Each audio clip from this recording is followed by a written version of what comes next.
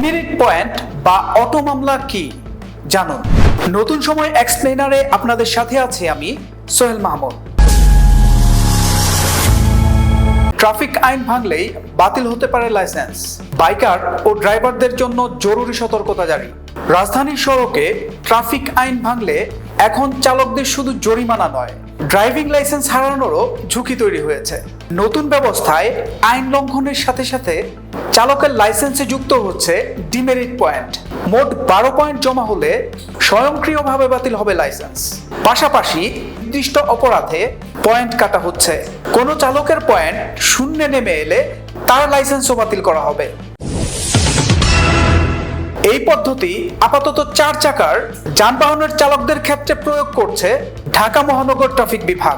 আগে ট্রাফিক আইন ভাঙলে মামলা বা জরিমানা গাড়ির রেজিস্ট্রেশনের বিপরীতে হতো, যার খরচ বহন করতেন মালিকরা।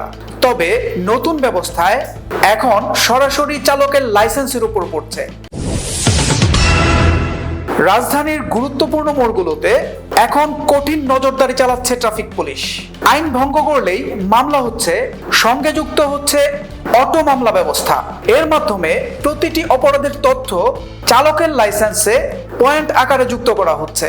নির্ধারিত সীমায় পৌঁছালে লাইসেন্স স্থগিত হয়ে যাবে। ডিএমপির ট্রাফিক বিভাগ জানিয়েছে, গত 2 মাসে হাজারেরও বেশি চালক এই ব্যবস্থায় পয়েন্ট হারিয়েছে। অতিরিক্ত পুলিশ কমিশনার মোহাম্মদ আনিসুর রহমান বলেন, জরিমানা বা শাস্তি দেয়া মূল লক্ষ্য নয়, বরং চালকদের মধ্যে সচেতনতা তৈরি করাই উদ্দেশ্য। তবে পয়েন্ট হারানোর পর আপিলের সুযোগ রাখা হয়েছে।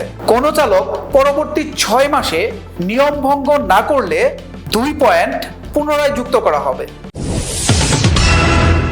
অন্যদিকে বাস্তবতায় দেখা যাচ্ছে অনেক চালকই এই ডিমেরিট পয়েন্ট সম্পর্কে পুরোপুরি অবগত নয়। একাধিক চালক জানিয়েছেন, নতুন নিয়ম চালু হলেও তারা বিষয়টি সম্পর্কে পরিষ্কার ধারণা পাননি। তবে কেউ কেউ মনে করছেন নিয়ম মেনে চললে সমস্যা এড়ানো সম্ভব। এদিকে বিশেষজ্ঞরা বলছেন, এই আইন চালু করলেই হবে না, এর কার্যকর বাস্তবায়ন জরুরি। রোড সেফটি ফাউন্ডেশনের নির্বাহী পরিচালক সাইদুর রহমান বলেন, সড়ক ব্যবস্থাপনাকে লেন ভিত্তিক করা এবং চালকদের বাধ্যতামূলক প্রশিক্ষণের আওতায় আনা দরকার। তার মতে, দেশের অধিকাংশ চালকই অপ্রাতিষ্ঠানিকভাবে গড়ে ওঠায় তাদের দক্ষতা এবং সচেতনতা বাড়ানো এখন সময়ের দাবি।